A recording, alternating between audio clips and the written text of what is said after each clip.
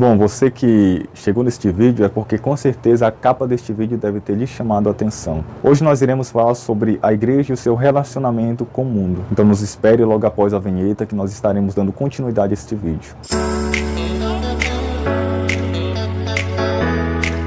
Seja bem-vindo, sou o presbítero Justino Barbosa e você está no canal Cristão em Questão. Aproveita, já se inscreve, você que ainda não é inscrito, se inscreve agora, ative o sino das notificações, não perca nenhuma das nossas mensagens e seja um membro, um cooperador deste canal. Como eu já disse, nós iremos falar hoje sobre a igreja e o seu relacionamento com o mundo. Você que já tem um bom tempo de caminhada cristã e pegou a igreja, viveu a igreja num período de, no mínimo 10 anos atrás, vou colocar aqui 10 anos atrás, com certeza, olhando para a igreja atual, você deve ter percebido que esta igreja atual não tem mais nenhum resquício sequer da igreja de tempos remotos, de tempos distantes. Você deve ter percebido que a igreja atual é uma nova igreja, com uma nova forma de culto, uma nova forma de adoração, uma nova forma de cristianismo e de evangelho. E se é um crente como eu, com certeza também deve estar revoltado, atônito e triste com a situação que a igreja está vivendo. O que muitos consideram como evolução, eu considero como uma evolução decrescente, porque a igreja não evoluiu de forma crescente, mas de forma decrescente. A igreja decaiu da sua posição original, da sua função original. Se você acompanhou a igreja de 10 anos atrás, com certeza percebeu que a igreja era bastante rigorosa no tocante ao seu relacionamento com o mundo secular. A igreja se diferenciava, buscava se diferenciar em tudo da sociedade em que ela vivia, do meio, do contexto em que ela estava inserida. Isto não se limitava apenas na profissão de fé. A igreja buscava ser diferenciada de forma abrangente em toda a sua vida e maneira de viver e de se portar, tanto no falar, tanto no vestir, tanto no corte de cabelo, tanto nos relacionamentos. Resumindo, a igreja se diferenciava em tudo. Era muito fácil reconhecer um crente à distância, porque um crente ele tinha uma identidade própria que o identificava como um servo de Deus e que o diferenciava do contexto secular no qual ele vivia. Porém, como eu já disse, nós estamos vivendo uma igreja nova, em tempos novos. Hoje, a igreja não vive mais como a igreja de antigamente. Hoje, a igreja vive um estilo de vida, um padrão de vida mais secularizado. Por a igreja adotar esse estilo de vida mais secularizado, perdemos na evangelização, perdemos no fator influência que o evangelho tem, perdemos em vários fatores. O que no passado atraía as pessoas para a nossa fé, para o nosso estilo de vida, hoje o evangelho já não chama tão atenção assim no meio popular. As pessoas já não desejam mais professar a nossa fé, o nosso estilo de vida. Tanto é que até as pessoas que não são crentes, nunca professaram a Cristo, eles notaram a diferença drástica da igreja de algum tempo atrás para a igreja de hoje. Antes a pregação era bíblica, doutrinária, sequer considerava-se heresia dentro da igreja. Era impossível um ambiente frutífero para heresias dentro da igreja. Coisas pequenas, mínimas, eram consideradas coisas graves para a igreja. A igreja vivia de forma piedosa, zelosa, reverente e no temor de Deus. E isso atraía as pessoas de fora para dentro, para servirem, confessarem a mesma fé que professamos. Nesse tempo a igreja realmente ela viveu o seu melhor momento, o período de avivamento, o período de milagres, o período em que houve mais salvação de almas, libertação e transformações. Hoje as pessoas vêm para Cristo, mas a gente não vê nenhuma mudança em sua vida, apenas uma mudança de posição. Ela saiu do mundo, está na igreja, porém vivendo ainda ligada ao mundo, porque as pessoas que hoje vêm para Cristo, elas não se desligam totalmente do mundo, mas elas desejam servirem a dois senhores, serem amigos de Deus, mas também serem amigos dos deleites do mundo, serem amigos de Deus, mas também serem amigos do padrão e do estilo de vida mundano.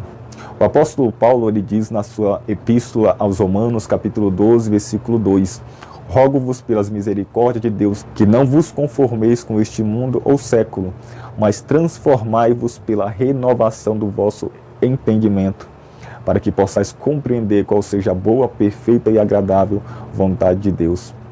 Paulo ele tinha uma preocupação com aqueles irmãos que haviam sido retirados do mundo e faziam parte da igreja agora. A preocupação de Paulo era que esses mesmos irmãos não retornassem e adotassem novamente o mesmo estilo de vida que outrora eles viviam. Não, mas Paulo roga para que eles possam ser transformados em uma renovação, por meio de uma renovação em suas mentes, operada por meio da palavra de Cristo, a palavra de Deus. E não se conformar, não ser conforme, não serem padronizados, não caírem na forma do mundo. A imagem que Paulo ilustra ali é uma imagem de um oleiro que está moldando, trabalhando em um vaso. Assim é o mundo. O presente sistema mundano é desta forma. Se deixarmos de vigiar, não perceberemos que estamos sendo enredados pela forma, pela olaria do mundo. E quando menos percebermos, estamos semelhantes ao mundo, falando como o mundo fala, pensando como o mundo pensa, adotando as ideologias que o mundo adota, defendendo aquilo que o mundo defende. Temos que tomar cuidado, mas a nós compete nos ser transformados em nossa mente para que nós possamos transformar este contexto secular, mundano, ímpio e alienado de Deus. Eu não sei como esta geração de hoje interpreta este texto tão claro, tão explícito, tão sucinto, tão contundente que Paulo nos deixa na sua epístola aos Romanos. Quem vem para Cristo, ele tem que se abster do seu velho estilo de vida mundano. Eu vim do rock, mas continuo adotando o meu estilo de roqueiro. Eu vim do mundo do rock, mas eu não posso continuar com este mesmo estilo de maquiagens negras, de alargadores, brincos, um corte de cabelo extravagante. Não, eu preciso adotar um novo estilo de vida. Eu não posso estar em Cristo da mesma maneira que eu vim do mundo. Eu vim da prostituição, mas eu não posso adotar o mesmo estilo de vida de prostituição que eu vivi outrora. Eu vim do mundo do crime, do tráfico, mas eu não posso continuar vivendo o mesmo estilo de vida, de gírias, de malandragem, de falsas amizades que eu vivia lá no mundo do crime. Eu vim de algum dos segmentos seculares, mas quando eu venho para Cristo, eu tenho que me abster e viver consagrado totalmente a Cristo. Isto é ser santo. Ser santo é se consagrar, se dedicar por amor a Cristo totalmente. No mesmo capítulo, Paulo diz que nós devemos apresentar o nosso corpo como sacrifício vivo, santo e agradável a Deus, que é o nosso culto racional. Apresentar o corpo é cultuar com a nossa própria vida, com tudo que temos. Cada membro do nosso corpo tem que ser dedicado para Cristo. Olho, orelhas, pés, mãos, toda a nossa plenitude, porque o ser humano é um ser integral composto de corpo, alma e espírito, que juntas formam uma única unidade, o ser humano. Toda essa completude do homem deve ser consagrada, ofertada a Deus e mantida em santificação. De maneira nenhuma eu posso tatuar o meu corpo se o meu corpo é templo do Espírito Santo. Se o Espírito Santo habita neste corpo. A geração de hoje valoriza muito o interior e desvaloriza o corpo, mas este corpo aqui é o corpo de Cristo. É onde o Espírito que é santo habita. O Espírito Santo não habita em casa imunda, em casa bagunçada. A pior mentira e hipocrisia que tem sido cantada é aquele hino que canta e prega dizendo que esta casa é tua casa, nós deixamos ela para você, Senhor. Mas o Espírito Santo não habita em casa bagunçada. O Espírito Santo não habita em casa desordenada. O Espírito Santo não habita em pessoas que levam uma vida de desobediência a Deus e aos seus padrões. O apóstolo Pedro diz que o Espírito Santo é dado para aqueles que obedecem a Deus. De maneira nenhuma eu posso perfurar o meu corpo com piercings, com brincos, com alargadores, porque meu corpo é templo e habitação de Deus. De maneira nenhuma eu posso pintar o meu cabelo de qualquer forma, cortar o meu cabelo de qualquer forma, porque eu represento Cristo nessa terra. A igreja é embaixadora de Cristo nessa terra. Sabe o que é embaixador? É alguém que representa uma pessoa de muita importância. O presidente da República Brasileira, ele tem um embaixador, uma pessoa de confiança. Caso surja um contratempo e ele não pode ir a determinada reunião, este embaixador, este homem de confiança vai adiante dele para o representar. Assim também nós somos a igreja, o corpo de confiança de Cristo que representa Cristo nessa terra. E nós não podemos representar o nosso Cristo de qualquer forma, de qualquer maneira. Nós vivemos um tempo de um liberalismo extremo. Em nenhuma época o jargão é proibido proibir tomou tanta força, tanta intensidade como nos tempos de hoje. A regra é esta, é proibido proibir. As pessoas levam a vida de qualquer forma na presença de Cristo. Usa a liberdade cristã de maneira ilegítima. Usa a liberdade cristã como desculpa para viverem de qualquer forma, para imitarem o padrão mundano. Esta não é a liberdade que Cristo nos deu. Primeiramente, que esta liberdade ela tem que ter a sua manutenção no amor de Cristo e no amor ao próximo. A minha liberdade tem que ser regida pelo amor que eu tenho a Deus e pelo meu amor ao próximo. E se eu amo a Deus, eu quero dar o meu melhor para Ele. Se eu amo o meu próximo, eu não quero fazer com que o meu próximo tropece por meio da minha liberdade usada de forma indevida. O apóstolo Paulo diz que bem-aventurado é aquele que não se condena naquilo que aprova. Tome cuidado, porque você pode estar aprovando algo que Jesus reprovou. E Jesus vai te reprovar naquele dia. O apóstolo Pedro escreve na sua primeira epístola, capítulo 1 e versículo 15, da seguinte maneira: mas como é santo aquele que vos chamou, sede vós também santo em toda a vossa maneira de viver. Perceba que o apóstolo Pedro, ele não pede para que apenas 50% da minha vida seja oferecida e seja santificada para Deus, não. Se você é um cristão que em determinados aspectos da sua vida, você não vive regido sob o princípio da santificação, você está pecando. O apóstolo Pedro diz que nós temos que ser santo em toda. Há uma plenitude na santificação que Deus requer de nós, é toda a nossa maneira de viver. Toda a vida do cristão tem que estar em santificação. Toda a nossa vida tem que ser regida pelo princípio da santificação. Eu tenho que glorificar a Deus naquilo que eu faço. As pessoas têm que glorificar a Deus por aquilo que elas me veem fazendo. Portanto, a palavra de Pedro é que nós devamos ser santos em toda a nossa maneira de viver.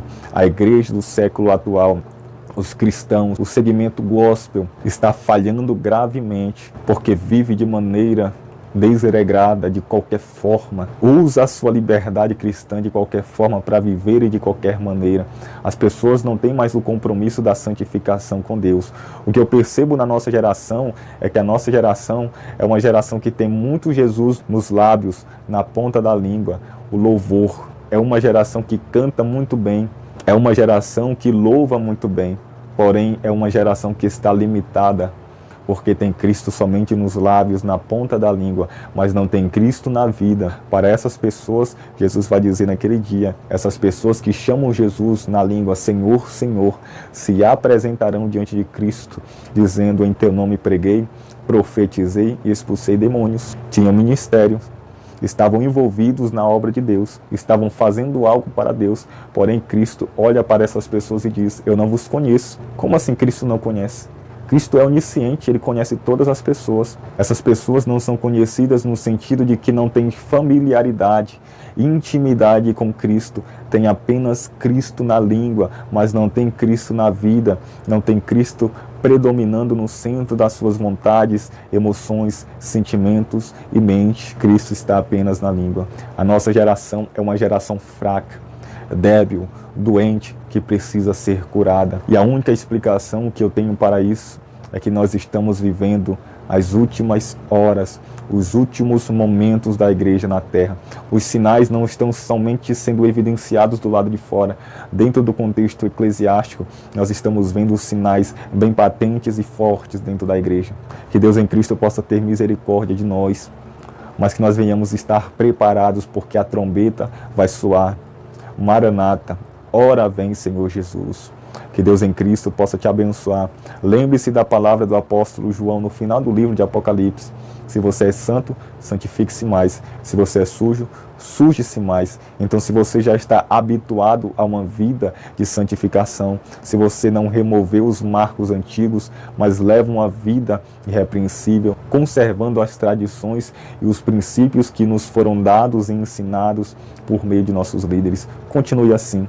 Continue firme neste propósito, não se deixe ser influenciado por este contexto secular, mundano, por este novo cristianismo, esta nova forma de adoração, esta nova forma de de culto, mas permaneça como você iniciou. Mas se for para mudar a posição que você está agora, seja para melhor, seja para crescer ainda mais, frutificar ainda mais. Se você gostou desse vídeo, deixa já o seu like aí bacana pra gente aqui, para abençoar o nosso canal.